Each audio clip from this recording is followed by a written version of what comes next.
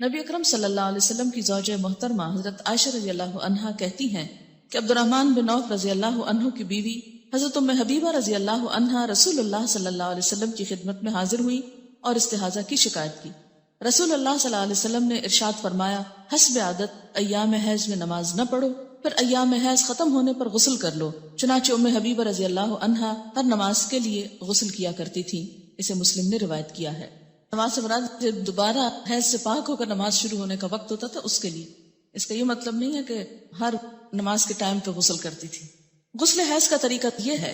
حضرت عائشہ رضی اللہ عنہا سے روایت ہے کہ حضرت اسماء رضی اللہ تعالی عنہا نے نبی اکرم صلی اللہ علیہ وسلم سے غسل حیض کے بارے میں سوال کیا کہ کیسے نہانا چاہیے اس کے بعد، تو آپ نے فرمایا پہلے پانی میں بیری کے پتے ڈال کر اچھی طرح حیض کے خون سے پاکی حاصل کر لو۔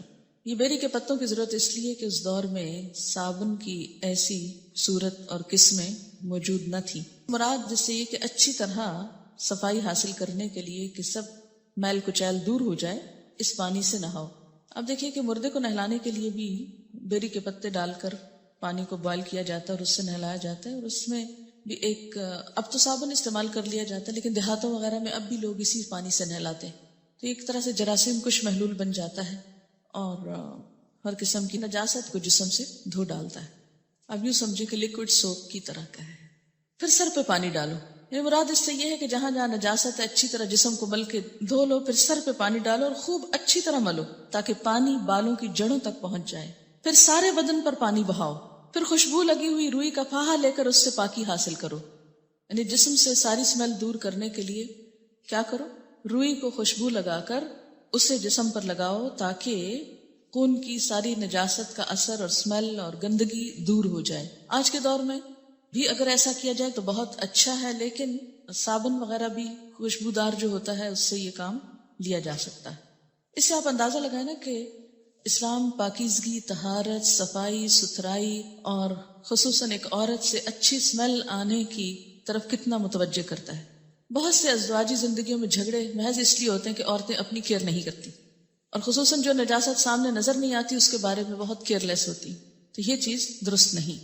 اس لیے آپ دیکھیں کہ اللہ کے رسول صلی اللہ علیہ وسلم نے اگرچہ مسئلے میں کتنی حیا ہے لیکن اس کے باوجود اچھی طرح کھول کے بات سمجھائی تاکہ کوئی بھی ابہام نہ رہے۔ حضرت اسماء رضی اللہ تعالی عنہا نے عرض کیا، روئی کے پاہے سے پاکی کس طرح، یعنی کاٹن بڈ سے کس طرح؟ آپ صلی اللہ علیہ وسلم نے فرمایا سبحان اللہ، پاکی حاصل کرو۔ یعنی اب آپ اس سے زیادہ اور کیا ڈیٹیل بتاتے، یعنی اٹس انڈرسٹوڈ کہ روئی کے اوپر خوشبو لگا کے جسم کے اس حصے پہ لگاؤ کہ جہاں نجاست کے اثرات رہے ہیں تاکہ وہ سب کچھ دور ہو جائے۔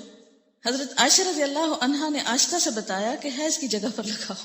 پھر حضرت اسماء نے غسل جنابت کا سوال کیا تو آپ صلی اللہ علیہ وسلم نے فرمایا پہلے پانی سے اچھی طرح استنجا کرو، پھر سر پر اچھی طرح پانی ڈال کر ملنا چاہیے تاکہ پانی بالوں کی جڑوں تک پہنچ جائے، پھر پورے بدن پر پانی ڈالو۔ حضرت عائشہ رضی اللہ تعالی عنہا کہتی ہیں کہ انصار کی عورتیں بھی کیا خوب عورتیں ہیں کہ دین کی باتیں پوچھنے میں شرم محسوس نہیں کرتی۔ اسے مسلم نے روایت کیا۔ عورت کے سر کے بالوں کی جڑوں میں چوٹی کھولے بغیر پانی پہنچ سکے تو چوٹی کھولنا ضروری نہیں، لیکن اگر نہ پہنچ سکے تو کھولنا ضروری ہے، کیونکہ بعض ممالک میں خواتین کے بال مثلاً افریقن کنٹریز میں آپ نے دیکھا ہوگا اتنے تھک ہوتے ہیں کہ آسانی سے انگلی ان میں سے نہیں گزرتی، اور بعض چوٹیاں اس طرح جیسے ہمارے ہاں فرنٹیر کے علاقے میں اتنی باریک باریک بالوں سے بنائی بھی ہوتی ہیں اور ان کو آپس میں پھر ان کے ڈیزائن بنے ہوئے ہوتے ہیں، اور بعض اوقات وہ اس طرح چپکا بھی دی جاتی ہیں کہ جس سے سکن تک پانی ڈائریکٹ نہیں پہنچ سکتا، تو ایسی صورت میں پھر ان مینڈیوں کو کھول دینا چاہیے۔ ان ام سلمہ رضی اللہ عنہا قالت قلت یا رسول اللہ صلی اللہ علیہ وسلم ان امرأة اشد ظفر رأسی افانقضه لغسل الجنابہ قال لا انما يكفيك ان تحسي على رأسك 3 حسيات ثم تفيدين عليك الماء فتطهرين رواہ مسلم۔ ام سلمہ رضی اللہ عنہا کہتی ہیں کہ میں نے عرض کیا یا رسول اللہ صلی اللہ علیہ وسلم میں اپنے سر پر چوٹی باندھتی ہوں، کیا غسل جنابت کے لیے کھول دیا کروں؟ آپ نے فرمایا نہیں، سر پر 3 لب پانی ڈال لینا کافی ہے اور اس کے بعد سارے بدن پر پانی بہا کر پاک ہو سکتی ہو۔ اسے مسلم نے روایت کیا ہے۔ ان عائشہ رضی اللہ عنہا ان النبی صلی اللہ علیہ وسلم قال لها وكانت حائضا انقضی شعرک واغتسلی رواہ ابن ماجہ۔ حضرت عائشہ رضی اللہ تعالی عنہا سے روایت ہے کہ جب وہ غسل حیض کرنے لگی تو آپ صلی اللہ علیہ وسلم نے فرمایا اپنے بال کھول لو اور غسل کرو۔ اسے ابن ماجہ نے روایت کی۔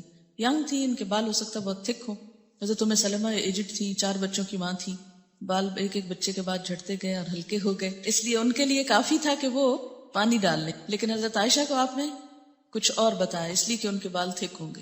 اگر کوئی آپ کو یہ آ کے کہے اور لوگ کہیں گے کہ دیکھیں کتنی کنٹراڈکشن ہے حدیث میں، ایک حدیث میں لکھا ہے یہ کر لو اور ایک میں لکھا ہے وہ کر لو، لیکن دونوں مختلف مواقع پر 2 فتوے کیوں دیے گئے؟